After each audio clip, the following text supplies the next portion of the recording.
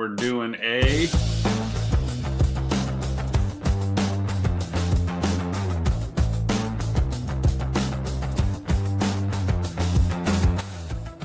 Hey everyone, how you doing? This is Amon Green, Green Bay Packers all-time leading rusher, and you're watching Packers Total Access Live, your daily source for Packer content.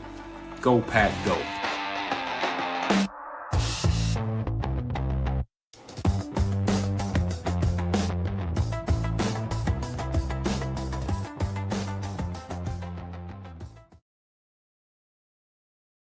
What's up, guys? Welcome into Packers Total Access. My name is Clayton. You can check us out on packernet.com. Find me on Twitter at Packers_access. Joined alongside Tim in Green Bay. We got Jacob in Wisconsin. We got Emilio in Tennessee. Here to talk Packers, Bears as we're closing in. It's already Wednesday. We got another injury report that dropped. We'll hit on that. Got a jam-packed show for y'all tonight. We got Josh Jacobs. Is he completely healthy?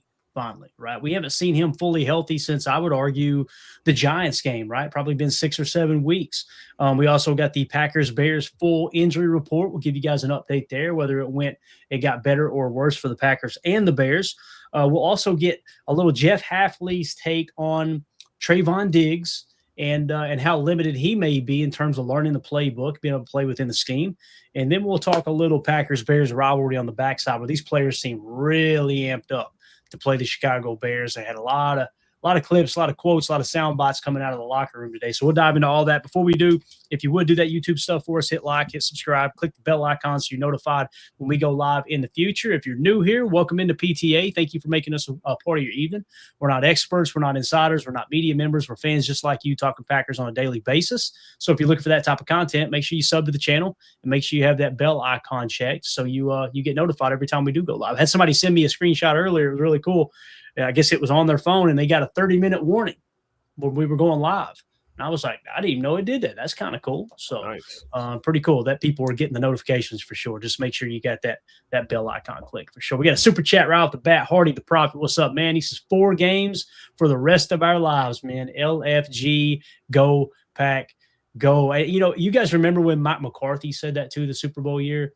They were talking about, they broke it down into quarters, didn't they? 16 quarters, I think is what they said, right? Or what was it, 12 quarters, whatever it is. Yep. And then it was 4 quarter, all the way down to 4. It's just absolutely awesome how they broke it down into bite-size form.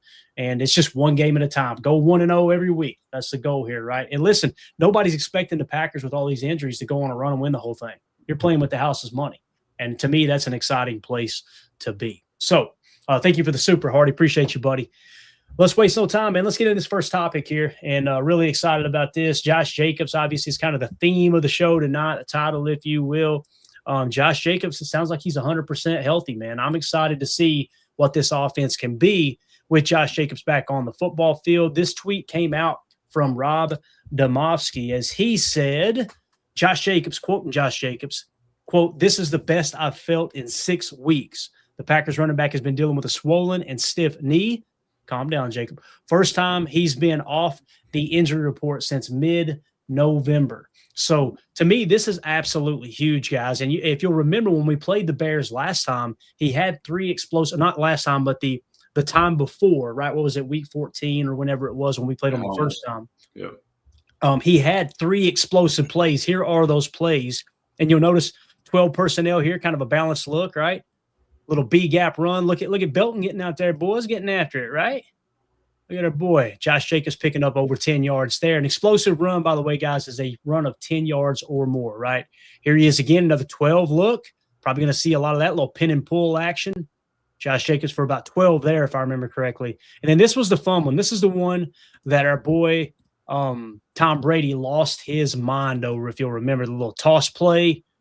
And you see Josh Jacobs is ham dead. 4 defenders all over him. And Josh Jacobs is like, hold up. Get out of here. Right? Makes some Josh Wiley going to work there, though. Love it. Yeah. 81. We'll take that.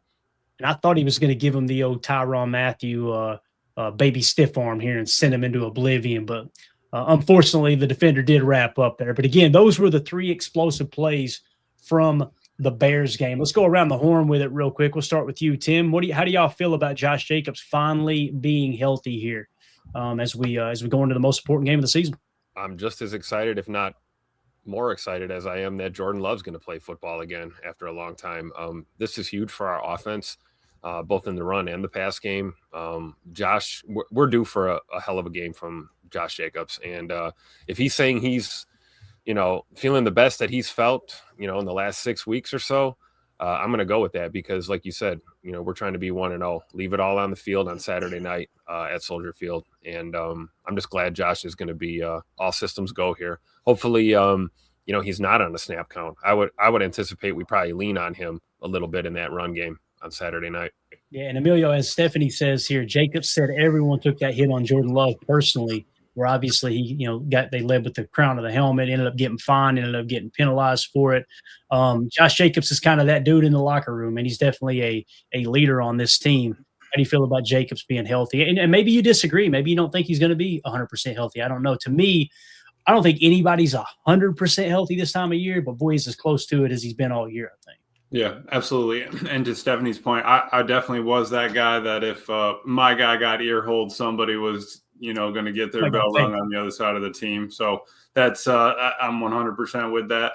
But yeah, to Jacob's point, to Josh there, he's been talking about it. The only thing that's going to really help that knee is if he gets off it, is if he actually can rest the thing. And when were we going to have the bye week when we had our bye week so early in the season? He said the only thing that's going to help this thing is if I can rest it. I'm super happy for him. I mean, a month and a half, the best that he's felt. That's amazing. He is the engine to this offense, especially with Tucker Kraft gone. To get the passing game opened up, we got to get Josh going. We got to get this run game going. For however bad it's been all season, running, pass blocking, whatever, it does not matter. These next 60 minutes, play like you got 75 minutes and give me a full 60. I'm ready. Jacob, what do you think, man? How you feel about Josh Jacobs? You think he's good to go? I think he is as good as we can ask him to be at this time of the year. Like you said, everybody in the NFL is going to be pretty banged up if you've had any substantial playing time whatsoever. Just love the way that Josh Jacobs has handled himself this year. At the end of last year when we had that heartbreaking, end of the season, him, Tucker, and a few others just said, all right, we're going to be the type of leaders that are going to take this team into the next year, and we're going to have a certain type of expectation that we need to meet. And him playing throughout almost every week, it felt like the guy was banged up. Even if he didn't admit it, he'd go on and talk about how him and Matt even maybe butted heads a little bit with how much playing time he should have. We could make arguments back and forth about what would have happened if he didn't play in this game or did play a little less here and there. Bottom line is that he has now been rested and he feels himself that he's healthy. If he's going to say that, I believe him. And I think that to your guys' point, where maybe we'll even lean on him more than we usually would on a certain type of game. It just feels like it could be that type of atmosphere. I know that I listened to Ryan's pod this morning. They talked about how there's a decent possibility of being a pretty epic snowstorm going on during this game. I mean, that would be even more epic to see if we could put the game on his back, dude, and just kind of run right over that Bears defensive line. I agree wholeheartedly. Regardless of what the weather looks like, I think we need Josh to have a big game to beat the Bears. We have to have a run game against this team. They got a good front. I think the better performance that Josh has, the better off our offense is going to be on Saturday. Yeah, and as Deadfish pointed out, that Austin Booker hit that he put on Jordan Love, as well as I don't know if it was the same play or not. It might have been a separate play, but he was fined twice, right, for a hit on the quarterback and then landing with full body weight, and another for the helmet-to-helmet hit on Jordan Love. I don't know if those are the same one or separate plays. I imagine it's separate plays, but both of them got him a $5,818 fine each. So obviously a little over 10 grand there that he had to, actually over 11 grand that he had to shell out. So again, for the Bears fans that said it wasn't a dirty hit, okay. Is the second one dirty then? Are they both just clean as a whistle and he got fined for it and penalized for one? Is that what's going on? Was that first one the one where Jordan scrambled out of bounds and dude slammed his head on the turf after the play was over? No, that was in the Denver game. Oh, that was the Denver game. No, yeah, that's Denver. And they did not get penalized. Same idea. Same idea, Tim. I need to see. But it's okay. They got fined $5,000, Yeah. Whoa. I want to see somebody get shoved around out there a little bit after something like that happens. Mm-hmm. Yep. Absolutely, man. Absolutely. Chris the Casual in says, Clayton, how do you feel about the offensive line not responding to Love's cheap shots, plural? I don't, who's the veteran on that line? That's what you got to ask yourself. If Elton Jenkins had been out there, Elton's that dude. He's the enforcer on that line. Yeah. He has been for years. So who is it? Would it be Rashid? I mean, Rashid might go out there and hump somebody. I don't know. Zach Tom maybe, but Zach Tom wasn't out there, right? Right. Exactly. So it's like, it's different when the offensive line's banged up, right? And you've got a bunch of younger guys in there and everybody's just kind of focusing on their role, And here's the other thing. We know, Chris, even though everybody here talking is like, yeah, somebody needs to retaliate there. We know damn well the second that one of them retaliated, this fan base would be like, my God, Matt LaFleur can't control his players. You know what I mean? Like that would have been a conversation too. So with that being said, it's if they had responded, I would have been okay with it personally. But the fact that they didn't, I get it too. I get it, because again, your offensive line's completely banged up. You're finally getting Zach Tom back, which I think will play a big role in how effective Josh Jacobs is going to be here too. I did a show earlier today where I broke down a tweet from Jacob Morley, and it's wild how much the overall PFF grade jumps when Zach Tom is on the field. And the record as well. I think they're 8-2 with Zach Tom on the field this year, and 5-1 without him, if I remember correctly. So, pretty wild statistic there. I feel where Chris is coming from there, though, with that sentiment, right? Oh yeah. You'd like to see the piss a little hotter when QB1's getting drilled like that. But then again, you can't run the risk of picking up your own 15-yard personal foul, and now we've got a penalty set offset, and now we don't even get the benefit of the new set of downs in the yardage. So you gotta keep your head out there.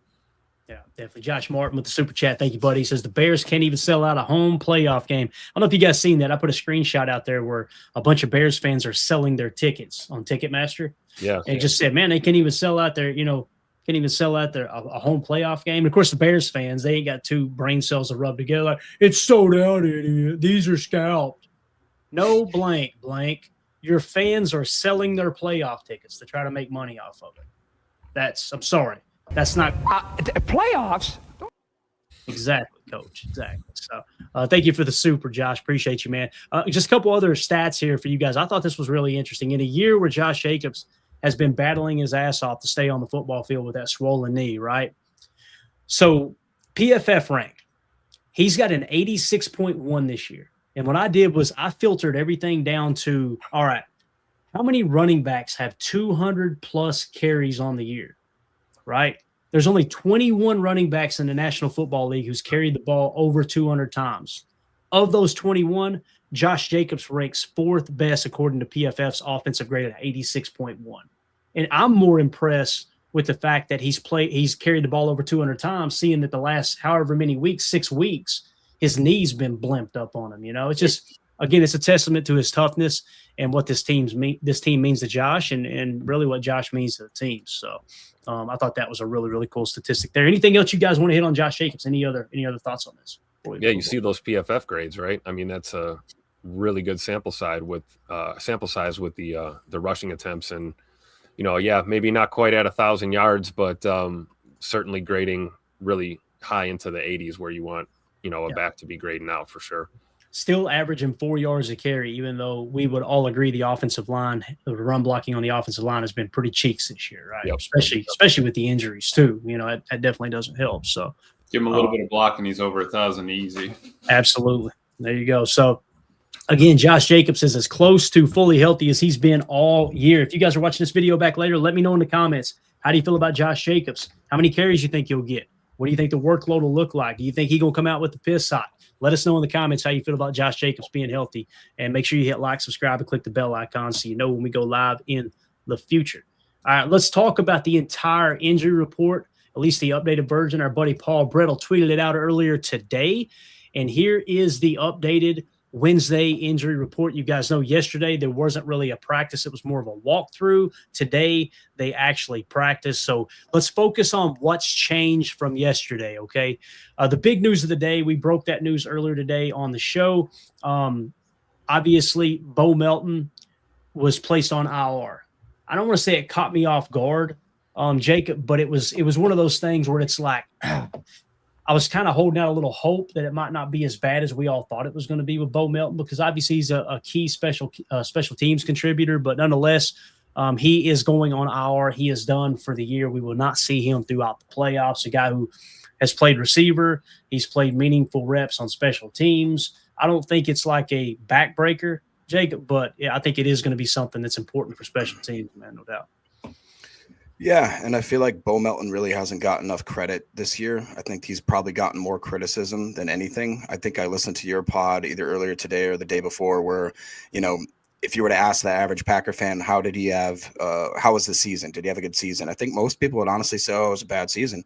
But when you look at the Swiss Army knife that he was for this team, literally doing anything and everything they asked him to do, whether that was in the return game, the gunner, switching to cornerback, switching back to wide receiver, actually coming in some key plays. And I think one of your main points that I really agreed with was that we remember a key play or two where it was maybe like at a certain point in the game where it was pretty impactful. But that being said, when you listed through his stats and what he actually put on paper, I think that that's a heck of a team player right there. So obviously losing him, never want to see that happen. And what does that now make 17 guys for us on IR heading into the playoffs? I still believe in this team, man. Is it definitely going to, I think that it might hurt us a little more than people may even think, just because he does a lot of the stuff that is a little more unsung. But I appreciate Bo. I appreciate what he did for us this year, and I wish we could have him back. Yeah, definitely. And Emilio, the other thing that changed here on the injury report, Edgerrin Cooper went from limited to full participation. I don't think anybody was worried about him playing on Saturday night. John Williams with the back injury was limited and then listed NA. So what I'm hearing with John Williams, unfortunately, is that practice window that you open up where you can activate him, it has now passed. So he will go back on IR. So he's done for the year. So at least we got John Williams back and got him some meaningful reps on practice and kind of get some practice tape of him, obviously. But other than that, the injury report has kind of stayed the same. Essentially, Emilio, what you got is Bo Melton is the only player on the active roster, or was on the active roster going into today, that did not practice. So you're getting somewhat healthy. Obviously you don't want to have that 4-game skid that you did, but sitting those guys and kind of playing for the playoffs has definitely paid off, I believe.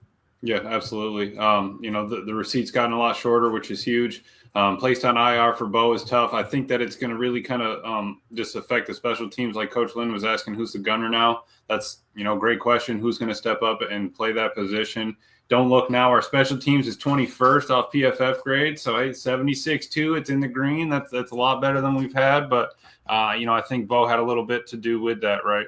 And like Tim was saying, Swiss Army knife. But, yeah, I'm glad that the list has gotten shorter. Guys have gotten healthier, time to rest, rehab, and just ready to go. I mean, you got to give it all right now or else it's the off season. So, yeah, definitely. And Tim, when you look at it here, the one I know I was kind of concerned about was Javon Bullard, right? Limited with the knee. He's still limited. It sounds like he's good to go. I don't know if you remember hearing him in the locker room today, but my man is ready to roll, dude. I love how he's being more vocal, and I think he's grading out in the mid-60s now, low to mid-60s, which is a big step from where he was last year. I think Javon Bullard being good to go in this game, along with Edgerrin Cooper, of course, and Zach Tom, like we talked about, is going to be absolutely huge, man. Yeah, I agree 100%. I think, like you said about Bo, it's tough, him going to IR. We are losing a valuable piece there. But other than Bo, we haven't seen any step backs on the injury report. Nobody took a step back. Everyone's either the same or, looking at Edge Coop going from limited to full. That's a good sign. I look at LVN with that nagging foot issue that he's been dealing with for the last few months. Yeah. He's still a full participant, so that's good to see. We're going to need all hands on deck in Chicago on Saturday night. So it's going to be interesting to see who steps up. Like you said, we know Javon Bullard's tuned up, ready to go. You can tell, and talk is cheap, right? But you love to hear your players with the right mindset and the right attitude going into, the biggest game of the year against, the biggest rival in your division and really in the league, really the biggest rivalry in the National Football League, if you want to be historically accurate. So, this is a huge game on multiple fronts, and it's just good that, we're getting healthy right in the nick of time, or at least as healthy as we can be at this point in the year. So I agree with your point at the top there, Clayton, that clearly the decision to go ahead and, let the Vikings handle business last week and we just rest our guys. I think it paid off dividends because looking at this injury report right now on a Wednesday, I'm feeling pretty good going into a Saturday night matchup. Yeah, me too. Malik Willis too is another big player that we were really concerned about. Right shoulder / hammy, limited all week. Now it has been pretty much confirmed that I believe the plan is both he and Desmond Ridder will be active on game day. So we will have 3 quarterbacks ready to go: Jordan Love, Malik Willis, Desmond Ridder. I think we all agree nobody wants to see Desmond Ridder in the game, but it's nice to know you got an extra guy back there in case, Lord forbid, everything goes haywire like it did last time, where obviously Malik Willis had to leave the game. The other one too for me is Dontavion Wicks with the concussion. I think it could be sneaky important for Dontavion Wicks to be active in this game, because again, it's kind of, we don't have Bo Melton to play F now, right? Yep. So hopefully Wicks gets activated. Hopefully he clears concussion protocol, so you got him out there to help play the F when Jaden Reed comes off the field, because you don't want to have to pull Matthew Golden back to the F. You want to keep a good, healthy rotation of him with Romeo in the X, and you obviously want to put him as the speed Z guy when Christian comes off the field. And like I said, if somebody gets a little banged up in that game, you're good to go there too. So, yeah. But let's move along now to actually Coach Lynn points this out too. He says Nick Nyman is back, so that's great news, right? Again, another player that could potentially help on special teams as well. Now, on the Chicago Bears side, the 2 names I was keeping a close eye on here were the wide receivers, DJ Moore and Rome Odunze. DJ Moore, I think you're going to be hard-pressed to keep him off the football field Saturday night. He's a tough competitor. That dude wants to be out there. He knows you're going to be very, very limited on how many times you actually make it to the playoffs, and you got to make the most of it. He's got a knee injury. He's limited both days. I think he'll go. Rome Odunze with the foot, however, limited. But we've seen this. Like, it seems like there were multiple weeks, Tim, where we looked up and we're like, yeah, I think Rome Odunze will go this week, and then lo and behold, he was inactive. So I wouldn't be surprised if he's inactive, although I think we would all agree, if I had to put my money on it, I'd say Rome will be out there. I think so too. And then you look at the bottom of their list there, Jade Walker, with the illness, he was out, has been out. Now he's a full participant as of today. So maybe that's some kind of contingency plan for their receiver room. And then, like you said, I think all these guys are going to try to go if they're limited or questionable going into this game. But when it comes to Rome Odunze and even DJ Moore with the knee, you're going to be looking at those guys, as the game progresses, right? Did they tweak something? Are they on a snap count? Do they have to rotate more just because they're playing through injury? We saw that with Josh Jacobs. We talked about him fighting through the knee injury issues and kind of being on a snap count, being used limited, but available for a game. So I could see that being a big possibility with those receivers there in Chicago. Yeah, and in terms of the players that are out here, Emilio, Grady Jarrett, defensive lineman, just veteran rest, did not participate. I think he'll be good to go, obviously. Jalen Jones, defensive back with the ankle, was not on the injury report Tuesday. He was limited today, so it sounds like that ankle might be bothering him a little bit. And then Amen, linebacker with a concussion, did not participate. I think he's probably going to be out, seeing that he was a DNP here, obviously, today. Those are the 4 that have kind of changed. Obviously the 4th being what Tim was talking about there with Jade Walker probably being a little backup plan if Rome or DJ Moore can't play. Anything stick out to you here? Anything else you want to hit on the Bears injury report? Yeah, just a lot on the defensive side there. Maybe that they're kind of fighting through, and the fact that you got 4 DBs on there. Yeah, 2 of them are returning. One of them's returning. So are they weak in the secondary, or is that something maybe that you want to look at attacking? Who's going to be in there if they're not playing, those sort of things? You got to kind of keep an eye on as these days come to an end here. I agree. I, for one, am a little sad that CJ Gardner-Johnson's probably not going to play. I was looking forward to putting belt to ass against the Bears with him on the field. Yeah. And again, it being a concussion protocol, not being cleared Wednesday, I think there's a good chance he won't be out there. Now, I don't think he's a great football player, Tim, by no stretch of the imagination, but he does have a lot of experience, so it's like you got to kind of take that into consideration. Well, I don't think he's a great player either. That's why I want him on the field. Right, exactly. So it's like it's one of those things that, do you put a younger player out there? Would you rather have him out there, even though he hasn't been the best pro, right? The pro defensive back, but he's got a lot more experience, can kind of, maybe recognize route combinations a little bit more than maybe a younger, unproven player. I kind of go back and forth on that a little bit, but nonetheless, it definitely doesn't make them better with him not being out there. I don't believe so. I will say this. We did a little dirtbag watch homework too on this officiating crew. And when you're speaking about DBs, this crew is known for calling illegal contacts, throwing a lot of flags. So we could see a lot of flags in the secondary. So yeah, it could be a situation where if you've got backups out there and they're getting a little handsy, that could have an impact on this ball game for sure. Yeah, Jake, have you got anything to add since Tim mentioned handsy there? Anything about? Well, I could go a number of ways in that direction, but no, I mean, I agree with him. CJ Garner-Johnson, I would rather him be playing because I just think that he is a subpar caliber player. I think he's a subpar caliber human. I think that the rest of that, he just seems like such a bad guy. I do, for the first time in a long time, I'm more motivated by the lack of guys on our injury report. Obviously, we have some guys that are working through some stuff, but I think that having some key guys back that we did not have in this last matchup, I don't see any sort of like mismatch where I don't think that our guys can match up with the Bears, especially if they are going to be without a few of those guys. I am going to see maybe I think to me the most interesting one is going to be how that Rome Odunze, if he decides he wants to muscle through the pain. I mean, I would imagine he would have to, right? Bears, Packers, got to be his first playoff appearance. It's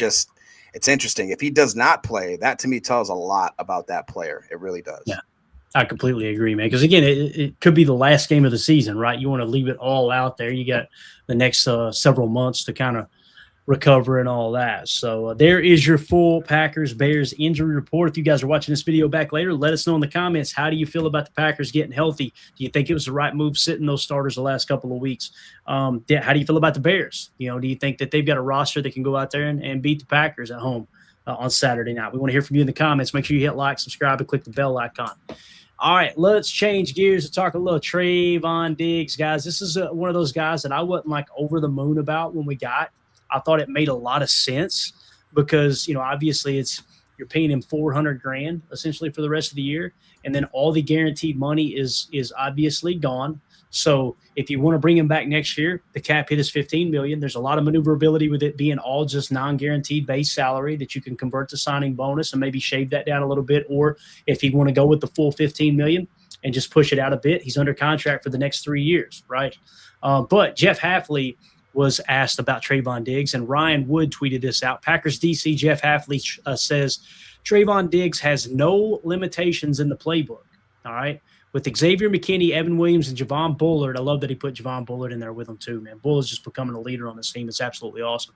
Sharing the secondary with him, Hafley believes there's a lot of experienced DBs who can also help Diggs in communication. So I want to go around the horn with this. We'll start with you here, Emilio. I haven't got a chance to talk to you much about Trayvon Diggs, and I'm going to pull up the article here that we created over on Patreon just to show a couple clips. I can't remember if you were in here the other day. If you guys want to support the channel, you can do that at patreon.com/PackerFan Total Access. $3 gets you access to everything, including these articles and extra content that we put together. But Emilio, how do you feel about Trayvon Diggs, man? Listen, the Packers, Jeff Hafley is not calling anything that Trayvon has never ran before, right? It's just about terminology. It's about understanding maybe how they play certain match principles within the defense, things like that. Did you get a chance? I can't remember if you and I talked or if it was me and Tim that did a show. How do you feel about Trayvon Diggs and what we've seen Sunday against the Vikings? Because I was actually pretty impressed with it. Yeah, no, definitely impressed. And listening to Hafley's presser talking about him and stuff, he had that wristband on, right? So he kind of had a couple of plays that he could go to, just give him a number, give him a call. And remember, Trayvon Diggs played with X in Alabama, so they have communication. They know each other's hand signals. If they need to go back on it, they can. He's played corner for a few years now. He understands coverages. He understands all that, what the receiver's trying to do, trying to get to, down distances, all that. So as long as you're playing smart there, you've got a pretty good shot. You just need to figure out where Hafley wants you scheme-wise. Like you said, cloud, are you playing down, buzzing, whatever. And so I really did like the way he's playing. I think they probably are going to give him a shot and playing out there. It'll either be a rotation of the three of them, or maybe just him and Carrington will probably rotate. But I do think that he's going to get at least 20 snaps this week, depending on how he plays, maybe more. He was the best guy around. So, Jacob, his numbers there Sunday against the Vikings, he played 32 snaps. He had 17 coverage snaps. He was targeted one time for 0 catches and a 39.6 passer rating when targeted. Okay. Now, with the 39.6, I think that might have gotten grouped in with another site that had him giving up a catch, which was the swing pass. I don't count that as a catch on Trayvon, but if he's the closest defender and they want to count it, all right, cool. He ended up making the tackle, obviously, on the swing pass. That ended up being a stop, which is a positive play for the defense, obviously. The incomplete that we did have charted here, Justin Jefferson ran a slant in which Trayvon, it was really interesting because you could tell that Trayvon was playing underneath, right? Kind of underneath technique inside. But we know after the play had developed, he actually had curl flat responsibility. So it was like he was sugaring a little bit inside, like I'm going to play the hook curl, but he was prepared to go to the curl flat. And that's what put him in position to kind of make a play on that slant. He had 15 run snaps as well here, had 2 tackles, 1 stop, which was a swing pass. He was playing a cover 2 curl flat on that particular call. The other was a hustle play, where he covered 20 yards of space to make the tackle. And it was cool because he was in a deep third defense and a cover 3 look, came all the way across the field to make the tackle. I've got these plays here, but how did you feel about what you seen with our boy Trayvon Diggs in his debut, Jake? Yeah, just to clarify, because Alan Kafla, just as you were starting to start this segment, he said, can you clarify what you were impressed with Diggs? We just put it right there on the screen for you. That right there is some pretty darn good numbers.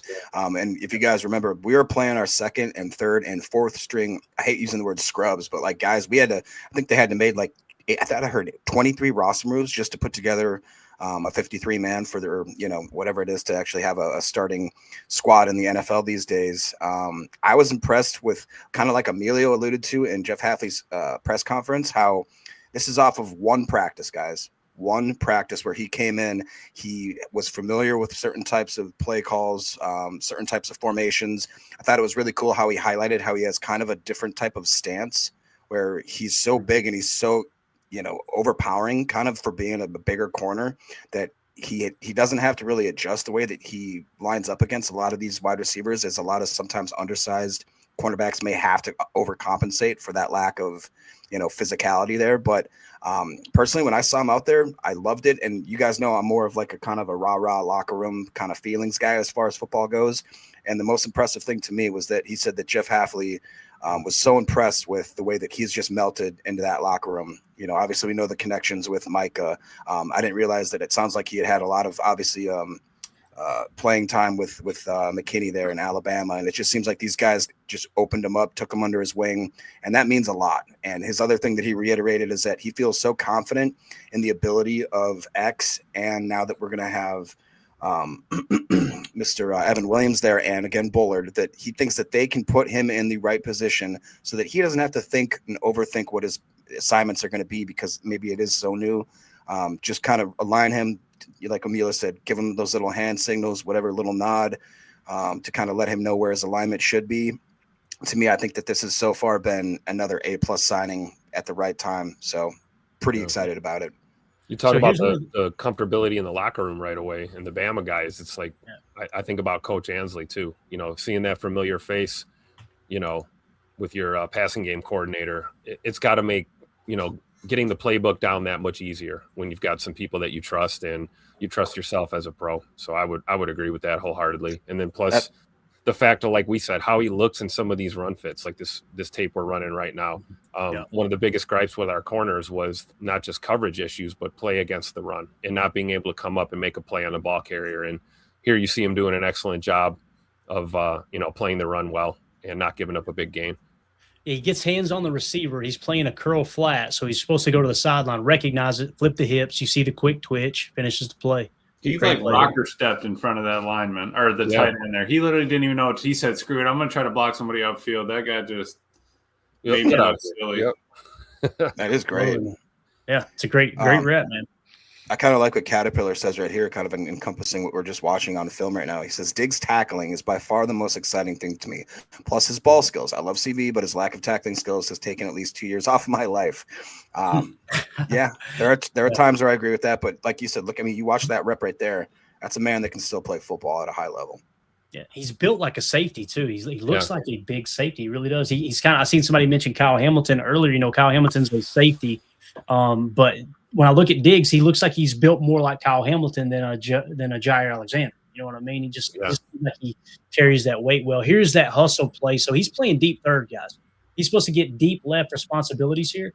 And this safety kind of comes up, and you can see him square up and try to read the run, and you'll notice Diggs flash across his face. No hesitation. Watch him go make this play right here and save a touchdown. Look at this. No hesitation. Bang, go. Right? Yep. Make the tackle. He's watching that ball, right? He's watching what's going on there, and he knows deep third, the hell with it. The ball ain't going deep. I got to come up and make a play. Yep. And again, no hesitation at all, man. Just a great job. Great job. And then, of course, you got the rep. Here he is against Justin Jefferson. So you'll see he's playing off a little bit. This ends up being an invert 2, a half invert, if I remember correctly.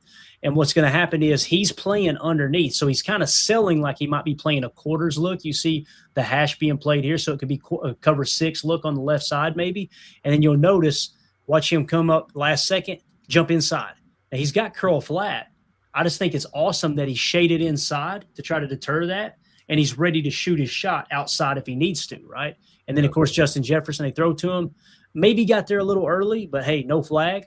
And I would rather be him aggressive like that as well. I mean, you'll see him kind of jump the route here. And, again, they were showing a coffee house mug.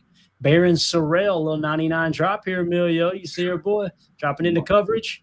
And then, of course, there's the pass breakup by our boy. So, yeah, great job by Sorrell there too, right? Because that might have been the throw if he didn't take that away. That would have been. And that's what you got to do when you're getting that look in college football. You actually lurk as the DN on the backside and drop on a drag because you never know, Tim. You never know. But yeah, look, love that Sorrell got his head around and Diggs, man. He does play physical. I like, you want to funnel him. Hey, take that out route, but no, you sit on the slant and you get the breakup. That's how you have to play against receivers of the caliber of Justin Jefferson. You have to be willing to do that. Try to take something away. Yeah, you're just going to get smoked otherwise. Yeah. And when you look at it, like, again, you watch the TV copy. I was impressed with it, okay? We go back and we watch the end zone cam in the all-22.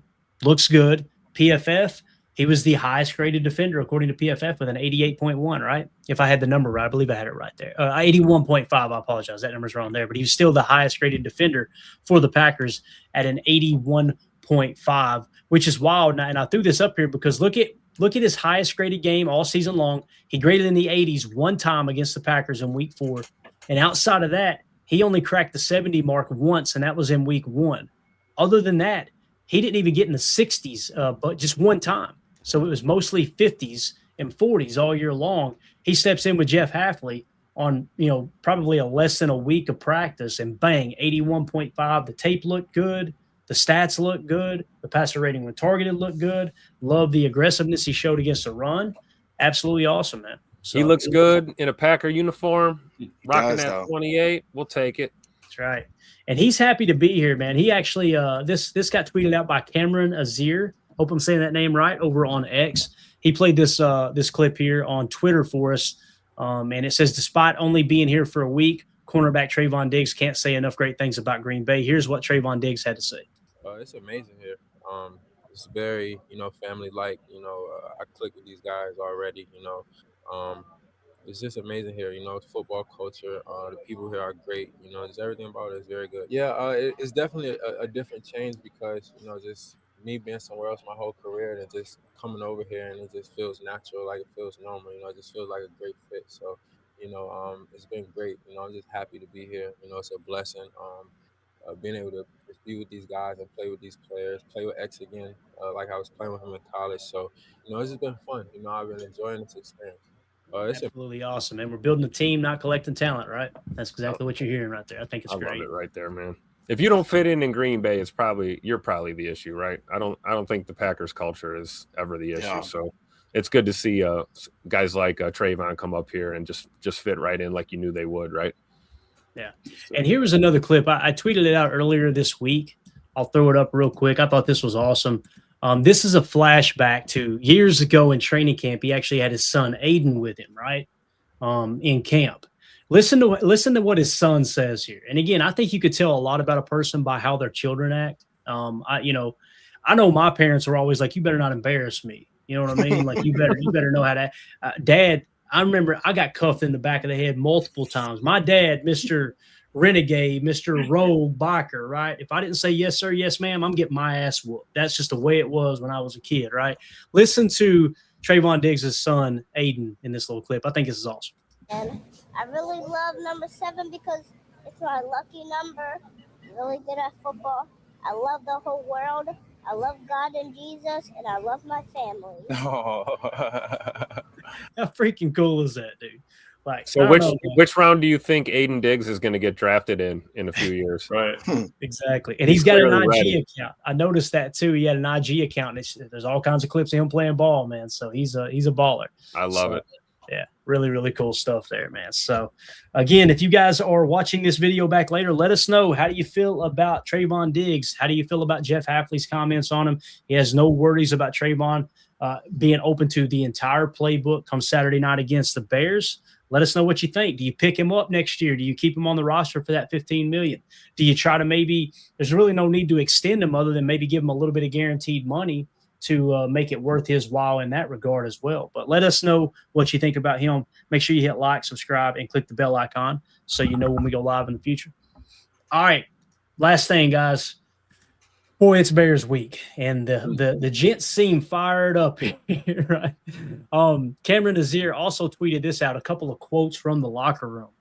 Quote, "I didn't want anybody but the Bears," end of quote, is what Keyshawn Nixon said. It's awesome to see the players kind of feel like the fans. We were all rooting for us to play the Bears. Not that we think they're the lesser opponent. Hell, they might be the better team in the NFC than anybody else. It's about having the opportunity to be the team, to be the fan base that knocks the Bears out of the playoffs. Oh, boy, would it be so freaking sweet after all the crap they've talked. Another quote here from Christian Watson. "We have a chance to end the Bears season. That means a lot." I just love that you could tell that's the message in the locker room is like, boys, their coach ran his mouth as soon as he was hired. He ran his mouth again this year saying, yeah, we play football. We don't sit our starters, taking another shot at Matt LaFleur. And now here we are, the players, it's trickled into the players in the locker room, right? As Cameron went on to say, it was clear the most in the Packers locker room want their get back, end of quote, against the Bears after what happened in week 16, obviously them with that huge comeback win. How do y'all feel about this and what the guys are saying? We got another quote here from Christian I'll pull up as well. Get ready to go. I mean, I'm telling you, that right there, it does not matter what happened.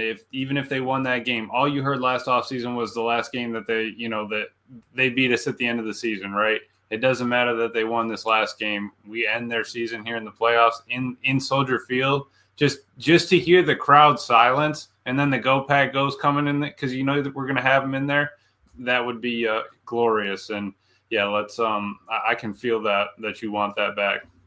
Yeah. Tim, what are you thinking, man? How you liking the buzz here in the locker room, big dog? I think you hit it on the head, man. You know, as a fan, it's nice to see that the players understand, you know, what the vibe is, right? We all kind of have the same attitude. Obviously, they're the guys that are there that get to go out there and do it. And you know, especially hearing Scoot talk about it, you know, we all remember how his season ended against the Bears last year, you know, so there's got to be some thoughts that he would really love to go out there and have himself a hell of a game, you know, in Chicago on a Saturday night, prime time, and let's get the dub. And, you know, if that happens, if this team keeps the piss hot, we roll in there and get the dub, there's no limit to what we can do. You know, you talk about playing with house money. You go down to Chicago and beat the Bears on Saturday night, you're going to start hearing the Super Bowl talk ratchet up again, just like it was before all these injuries hit us. So I love the fact that, you know, this opportunity and this rivalry is not lost on these players, especially being the youngest team and, you know, having these young guys out there. They understand what this means to, you know, to the organization, to the fan base, and really to the NFL, really to this sport that we all love. I mean, it's the oldest rivalry, and this is going to be one for the ages, guys. You know, haven't had a lot of playoff games between the Packers and Chicago Bears in recent memory. So this will be a fun treat. Yeah, and Jacob, as Joe Pack Joe says here, a win and a loss happened on K9. Obviously, in the first game, he gets the game-winning interception in the end zone to seal the deal. And then in the second game, got caught a couple of times peeking, right? Got burned on the double touchdown move on the outside. Yeah. So he's got every reason to go out there and want to redeem himself. That's for sure. Definitely. And I'm not sure if Millie, if you heard, I believe it was Hafley's press conference when they asked, you know, is there a player that maybe takes things to heart a little more? And he said that Keyshawn Nixon has apparently been known that guy that, you know, we always talk about how a DB needs to have a very short memory. And in the same way, I understand that, but I love the fact that a guy like Keyshawn Nixon carries that sort of stuff with him. Like I guarantee if you asked him, what does he care more about, the first matchup where he actually got the game-winning interception, or the second matchup where he arguably was one of the biggest reasons that we may have lost that game, if you want to go that way. I want that. I don't know if Keyshawn told Matt not to take the points in the first quarter.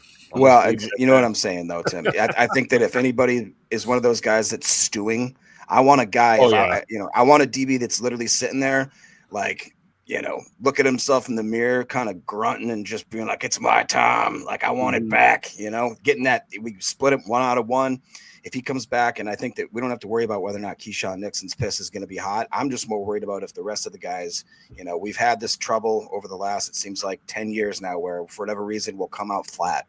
I don't think that that's what we have to worry about this game. If anything, I think we maybe have to tamp these guys down a bit and say, play smart, play fast, play smooth, but play kind of within the system that we have and the game plan that we're going to obviously put out there. And I'm just excited, man. What more could you ask for? Bears, Packers, playoff elimination. There could be a snow game. It's definitely going to be an interesting matchup, no matter how you slice it, even if it's, perfect conditions. Caleb Williams, to his point, I never thought that I'd actually not be more, what's the word? I guess I don't want to beat him as much as I just want to beat the rest of the Bears organization. I want to beat Ben Johnson. I want to beat guys like Johnson, the cheap skates that they have on their team, the fan base that is just sitting there thinking that as far as they're concerned, they've already won the Super Bowl. They beat us at the last, you know what I mean? So I'm just ready to go out there, shut some dudes up, shut some Bears fans up, have them go figure out where they're going to, draw the plot lines in Indiana, and we'll go from there. And speaking of grunting in the mirror, Emilio, what do you think about, man, what Christian Watson had to say here? Christian Watson on a rubber match with Chicago, quote, "We get an opportunity to write our own story going into it, regardless of seeding and all that. We got our foot in the door. We got to find a way to force our way through. We're definitely excited. The energy is there." Christian Watson becoming a leader quick, man, just like I said Javon Bullard was. Yeah. He's kind of always been that sort of vocal guy, but really starting to step into that leadership role. And, I'm glad that he's back from the injury. He can do that now. He's got time in the locker room, field time, all that stuff. And Jacob got me thinking, what was it, Little Giants when they took those tabs and they're just foaming at the mouth and That's stuff. That's what I'm saying, bro. Jacob just wants the whole defense. Yeah, just foaming at the mouth. I love it. Yeah. But I did real quick Google search we've actually only played them 3 times in the playoffs. It says 1941 championship game, says the Bears won. 2010 NFC championship game where we won. And then Randall Cobb again. Yes, sir. This year would actually be the 3rd, it says. So we need to break that tie as well. Let's just add to it, man. Yeah, definitely. And then Javon Bullard was asked at his locker about the whole situation here. Here's what Bull had to say. And again, this was Cameron Azir once again. Make sure you go give him a follow on X at Azir Cameron. Here's what Bullard had to say at his locker today about the Bears. I'd be lying if I say it don't. Nah, it's definitely the energy. And it's not because the game, it's really just the environment, to the world, there are different games. And I mean, it's a lot of things at stake, but it's still another game, man. That's how you got to walk into it. That's how you got to really go about your business, how you got to practice. And I don't think it's a bigger game, but it is, if that makes sense. Like you don't put too much. You try not to think about it as much or all the things that are at stake because you want to do your job and you want to do it consistently on a day-to-day basis. But you only got one shot, and and we know that, and Chicago know that too. So it's gonna be war. It's gonna be a war. It's gonna be a war down there in Chi-Town, man. I can't wait, dude. We get to learn a lot about these players that are going to be on the field. Obviously, the lineup is really banged up. The Packers have 16 or 17 players on IR now. And a lot of key players at some key positions. We've talked about it all year long. Throw that out the window, man. Go down there and put belt to ass. You got an opportunity to, whether you go on a run and win the whole thing or not, if you can go down into Chicago with this banged up roster and knock off the technical NFC North champions in their home stadium, just like Detroit did last week, you're talking about that team ending the season with a 3-game losing streak. Right. And you just going in there belt to ass on their home field, on their home turf with an opportunity to put it all together. I think it's going to be an absolutely awesome environment. It's going to be loud. That's why I was so surprised. Like, Bears fans, why are y'all selling your tickets? What is going on? This is, you waited so long for this. You won the North. You're back, baby. You got your coach. You got your quarterback. Thank you. You think you got all that, right? And y'all are putting your tickets up for hot. And listen, guys, we're not talking about, oh, yeah, you can get, there's 10 tickets available. Somebody had tweeted that out, and I just quote tweeted it earlier. Look at this image, man. Again, you're talking about a playoff game at Chicago, right? You're talking about this is what you played for all year long. And this is how you're going to show up. You're going to literally give your tickets away and say, you know what? I'd rather make a little lick off of these rather than actually attend the game. Look at how many seats are available in just one section, or really a couple of sections here. As a shout out to the GBC podcast put this out. Look at all those reds and pinks there, boys. You know what to do, Packer fans. You know what to do. Dude, how cool would it be if that ball kicks off on Saturday night, Emilio, and all you hear is "Go Pack, Go" chants throughout the entire stadium, boy? Oh, I would love it. I know Big B's going. He tweeted it out. Yep. So go swoop these. I'm waiting for Mandy to kick the door down and say, "Clay, we'll get a backpack. We're out of here." Go. Let's go. Fly to O'Hare and jump in a cab, man. You're at the game. Am I wrong, though? Is that not wild to you guys? Like, that there's, and again, this isn't the whole stadium. This is just two sections we're showing here. No, that is crazy. I don't know how you could let that happen. We would be freaking out if that was happening at Lambeau, and it's going to get loud. And like I was saying, if you get, you take the crowd out of it, you go down, score, they punt it, something like that, and then you start hearing our chants, it's over. I feel like they can get, distressed. Who cares if the benches aren't working this week or whatever? I mean, bring our own heaters. We'll stop at Harbor Freight, grab a couple Predator generators before we get out of there, and we're out. You know what I mean? Like, I don't even care. Bring whatever you need. Sponsor the show. Yeah, let's go. So I'm ready for it. I don't think that there's nothing more that you need to get excited about than this. I think you're talking about Bull. I feel like they've been in it with Kirby, right? You've been in big games in college, so that's not a problem. A lot of these guys were in the playoff game last year. That loss sucked. So let's build off of that, right? That's going to be huge. Yeah, Caterpillar in the chat said, "This is why God won't let me win the lottery. I would have bought every ticket I could and made sure every last one of them went to a Packer fan." LOL. That's life goals right there for sure. And then Dave C makes a great point here. So Chicago fans are already thinking they're in the next round. I've seen it too, man. I've seen it too. Ben Johnson, that's kind of how his presser sounded the other day, right? Again, man, I think you just got to go down there and take care of business. If you win the trenches, you win the game. If you protect the football, you win the game. That needs to be the top priority. Leave it all on the field. Don't worry about, well, can we beat the Eagles, or can we beat the Rams, or can we beat the Seahawks? Go down there and go, you know what? Let's just put belt to ass on these Chicago Bears and come back with our head held high in a year where we've gotten absolutely beat up with injuries. In the future, again, this is a 3 to 5 year window that's now open as Detroit's window is continuing to close, right?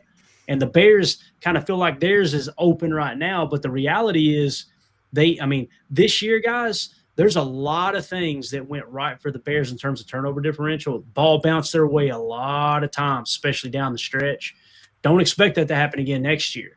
And again, the Packers are a younger roster, and we've got more cap space. At least we did before we got Trayvon Diggs. So now if you keep Trayvon Diggs, they may have a little more cap space now. But nonetheless, Packers are in a much better situation than the Bears right now. For sure. Yeah. Now, just to clarify, though, Packer Doug brings up a great point. Emilio's out here touting Harbor Freight, but we forget that Ola Home Depot, he'd be the one getting us a discount on the warm seating and the heaters, all right? So let's just we're just bargain shoppers, Jacob. You know that. Harbor Freight. Yes, we are. Yeah. All right. Speaking of warm seats, Tim, remember when we played at Chicago last time, what happened? All of a sudden, all the heaters on our bench stopped working, right? Remember that? That's something. Yep. Be fully prepared for that this time. I don't think it'll be much of an issue, and I think the Packers know what environment they're going into, and that might play to our advantage, having to play there twice on the road in such a short amount of time. But based on what we said, I think it's a great point you made that, we need to go up there and, put a 2 or 3 score lead on the board like we know we're capable of doing. And the real question is going to be, can we shut the door on the comeback Chicago Bears? Because that's what they've been doing all year long, is finding ways to stay in a game, hang around, and come back and steal it at the end. If you can shut the door on this team in the second half, and just put them out of competition, man. You know, you it's hard to come back from a 3-score deficit. You know, I don't care what you say, especially in the playoffs. So the real question to me is, I think Jay Money and the boys are going to put points on the board. Is our defense going to shut the door on the Chicago Bears offense, you know, in crunch time there down the stretch? I think that'll prove to be, you know, what determines the winner in this ball game.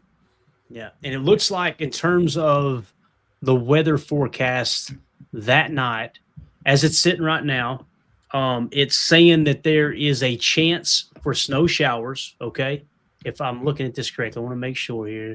Sunday, no, that's Sunday. Okay, let me go back to Saturday. Give me just a second here. I want to make sure. I don't know. I'm not a doctor. And I'm not a meteorologist either. All right, so it looks like not there. This is on January 10th, right? Is the kickoff day? Am I thinking right, boys? Saturday. Yes, so they're saying cloudy and breezy with some snow accumulating a coat to an inch. Dress warmly for the football game, as the wind gust will be 25 miles per hour. And chances of snow. So they don't call it the Windy City for nothing, right?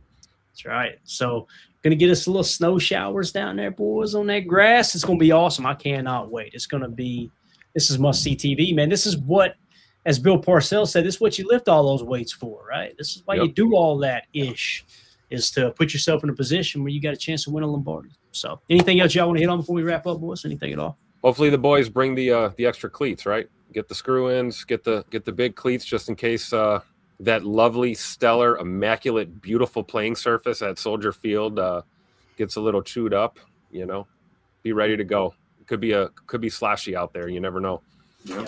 Again, whether the forecast is yes, it's definitely going to snow, or there's a chance of snow, we know how quick that could change, right, Tim? It swirls out over that lake for just a second, and it's game on, baby.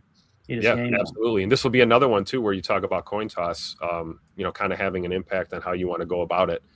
Do you win and defer and then pick your side and go with the wind and try to predict that? Because this could be one of those games that comes down to a Brandon McManus field goal. Mm-hmm. And you want the wind at your back in that situation if you can, right? Yeah, the Weather Channel update says mainly cloudy with snow showers around before midnight. So it's supposed to move out around midnight. So there's going to be snow showers until then, according to them.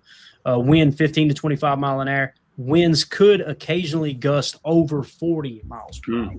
To clarify, Ryan was highlighting a guy that was apparently this widely known meteorologist on Twitter who is very good and accurate, and not just, you know, on the news stations, saying that there is a chance that a certain low front could mix with this other type of weather pattern where it could actually start at around way earlier than the game, and they could have 1 inch per hour. So there's a chance that we could get nothing. We could chance it could stop right before the snow, before the kickoff, or it could be a chance where we're actually playing through like a couple 3, 4, 5, 6 inches of snow that had already fallen. And while it's falling towards the game, could you guys imagine that? How that would just look, how beautiful it would seem. These two teams absolutely hate each other. You know, to quote my favorite, one of my favorite movies and my favorite actor, one of all time, Nick Nolte, he says, "The devil you know is better than the devil you don't." And I'm just ready to take these freaking devilish Bears and put them back in their cave till next year. Spot on Nick Nolte impression, by the way. That was really good. That's pretty good. You sound like you ate a bag of gravel, right? I was going to say, I got to go wash my mouth out with some lemon water. I like Packer Doug in the chat. The Chicago Park Service is responsible for field maintenance. I fully trust they will fulfill their responsibilities related to field preparedness for this game. Yeah, I'm with you there, Doug. Yeah, I wouldn't wait on that. I know this. Romeo Dobbs and the boys going to throw chains on the tires and be ready to roll. I'm saying, love that winter football. Love it. Love it. All right. Anything else? We good, boys? Let's go. All right. We're going to get out of here, man. Appreciate everybody jumping in here this evening and talking ball with us. We will be back tomorrow at random times as news breaks, just like we were today.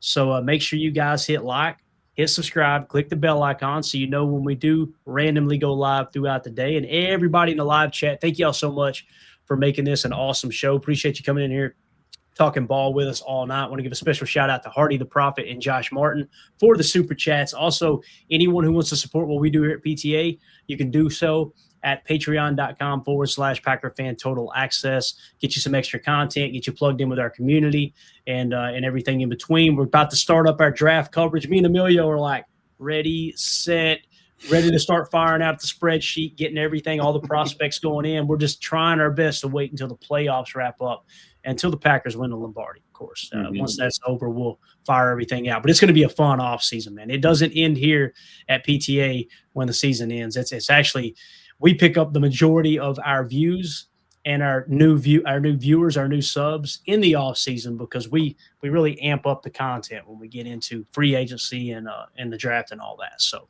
appreciate everybody hopping in here tonight. Everybody hit that like on the way out. As always, let's go out and be the change we want to see in the world, and go Pack go. There we go. Bye guys.